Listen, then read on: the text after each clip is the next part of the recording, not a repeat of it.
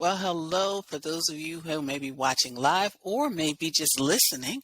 I am excited because I have Lynn Lambrecht, and she is going to be talking about the living planner. Of course, see, I've got there it is, my little copy. And I can't wait to just kind of talk to her about how we can really organize our lives, specifically all the information, the paperwork, etc. So, Lynn, thank you so much for joining us. It is a pleasure to be here, Miss Janet. Thank you for having me.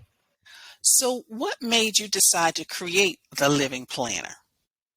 I think partially because I grew up with a bunch of ostriches that didn't want to discuss it. They had their little heads buried in the sand and their cute little bottoms were up shaking.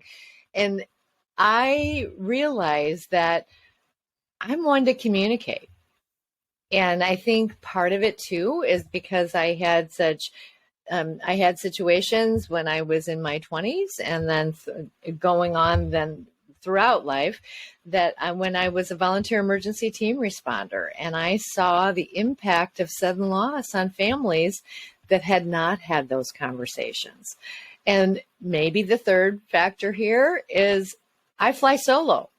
So at the end of the day, I mean, who could walk into my crazy life when I have lived in 17 places in 35 years around the world and actually know how to help me if I needed it, but also then to take care of things after I'm no longer here.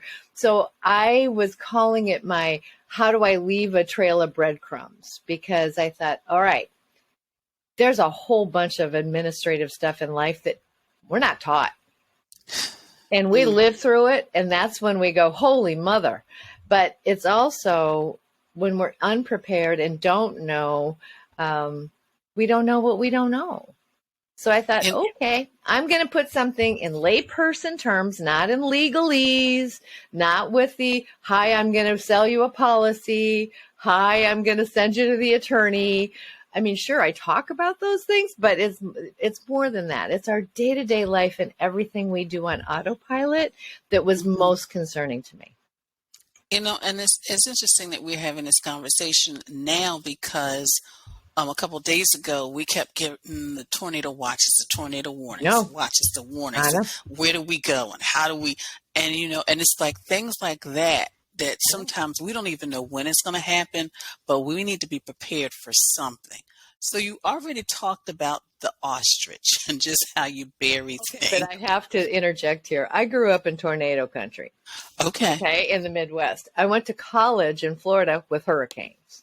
Okay. I moved to California with fires and earthquakes.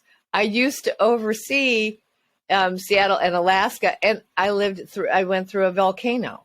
I worked and lived in Asia. We had monsoons. And so I will tell you that natural disaster thing, it's one of the reasons I call my whole process the living planner, because darn it, stuff happens. And if we have to grab and go, are we ready? And that's true. And that's why I wanted to talk to you. Like, you already talked about the head buried, like the ostrich. And I think that's one of the reasons. But are there other reasons you're finding why people just don't do this? Because we all need to do it. I mean, I'm solo like you. We're scared. And I mean, the thought of mortality is something that's kind of counterculture to saying, I'm going to live for the day. So if we live for the day, then we don't really place any consideration towards the what if side, but maybe it's my business background. I mean, I'm a risk mitigation kid.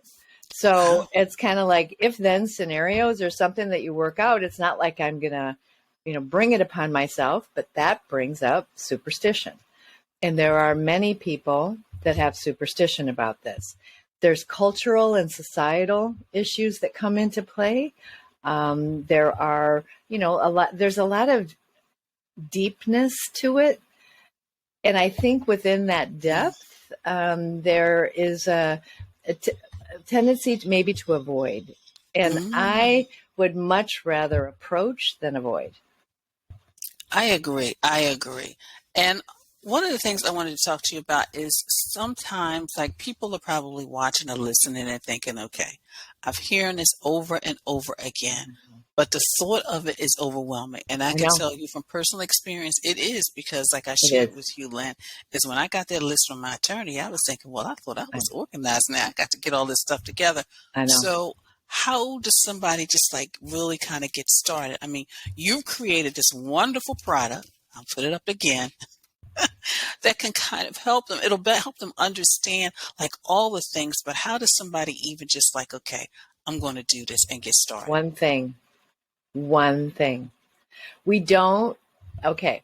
I am posting today about like we take the first step. We're not jumping from the ground to the top of the staircase. We're taking the first step. And sometimes, I mean, to break it down in something that allows you to say, okay, hold on, I can do that. Or, and build a little momentum. It's like going to the gym. I'm not going to be buff in my first 10 minutes. I'm going to have to work on building a muscle, and you do that a little bit at a time. So if we can allocate just a small amount of time, and maybe it's, hey, who are the people that are important in my life, and outline who those contacts are.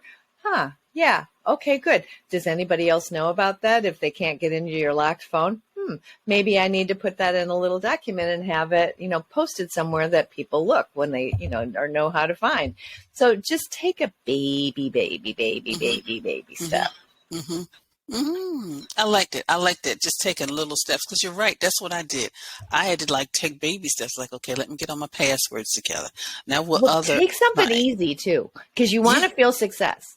yeah, If yeah, we yeah. don't, then we're going to say, oh crap, I'm never going to do it again. Mm-hmm. I grumble when I do my taxes. Let me have a self-admission here.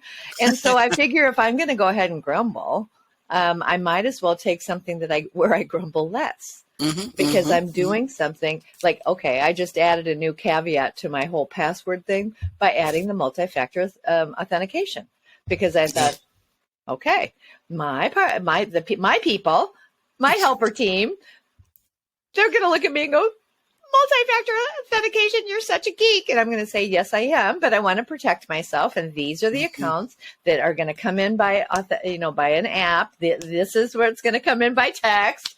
Mm-hmm. So, I mean, just chunk it down, make it fun, put on some music, dance around, or just say, okay, I'm giving myself 15 minutes and that's it. I'm going to get Yeah. done what I can get done. So chunk it. I like that. I like to give yourself 15 minutes. Like you said, That's you it. break it down That's just in it. little bit chunks just so you can do it. So, Lynn, with everything that you're doing, you got the product, you have your life, and I know you kind of help other people navigate life. How do you stay organized? Like, what do you do to stay organized? I think part of it is it's inherent in my nature. Part of it is kind of that chunk it down theory. I prepare for my taxes all throughout the year. So when anything comes in, it's loaded on my spreadsheet. When anything comes in, it's loaded in my spreadsheet. I keep one file and it's all in like organization. It's easier for me. My family, we are known for having piles of files, like having piles everywhere. And it could be of magazines, it could be of journal articles, it could be of to-do things. And I go through that thing. I have a pile. I have one over here on my desk and I have one over there on my desk. And I go through that every week and say, all right, if I haven't immediately filed, I go through the pile. It's just a Mm, weekly kind of thing. It's like, okay, it's like getting up and stretching and doing mm-hmm, my mm-hmm, little grounding exercises and my mm-hmm, quiet time and all of mm-hmm. that. Same thing. I love it. It's like a routine. It's like a habit, but it keeps you And I organized. habit stack. Yep. So when I Mm, have this, I do that. You know how they talk mm, about habit stacking? Because, I we're like kind that. of inclined with, okay, like when I get up, I'm going to hit the ground and have my little foam roller and do my and what else am I going to do?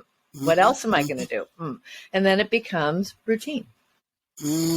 I love it. That's a nice little habit stacking. So, Lynn, as you know, we could talk forever, Yes, we but can. how can somebody get a copy of this? Okay, do I get to tell the backstory? Yes, you can. Please tell a All right, backstory. you guys, I learned my lesson the hard way of coming from a corporate environment and doing something on my own. And I had put my book on Amazon. Well, I hadn't realized that the Supreme Court had filed, like had this ruling that indicated that anything could be fair, Fair Use Act, and people could sell things on a marketplace. Well, my book ended up not being at the time it was $23.95 plus shipping, which put it like over $30. Now it's $29.95 and free shipping because I want to keep it under $30. But at the time I had the ebook and the print book, and I'd send them out. Well, someone was selling my book for 50, I saw one for 35, 50, 75, 120, this, that, and the other thing. And all of a sudden it was over $200. And I thought, this isn't what I want. So I took my ebook down, and now Amazon's mad at me. So I sell it on my website, Wonderful.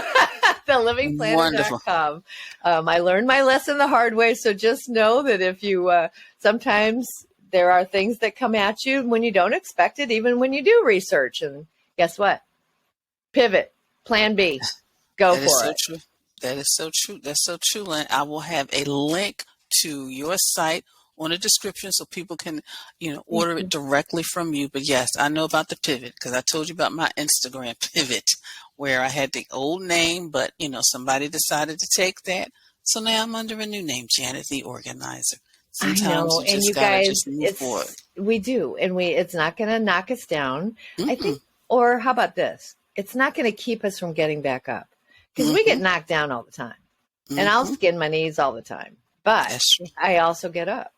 That's right. And that's what it's about. It's about getting up, but also getting organized, everyone, because you know how passionate I Please. am. So, please just, do Little yourself a steps, favor. little Little steps. steps, just little steps. And you can always connect with Lynn, on social media once you get it and saying, okay, little steps, little steps. Well, Yeah. Lynn, thank you again so much for your time. It's a pleasure to be here. And you guys, you can do it. No matter what, you can do it. Just choose one thing.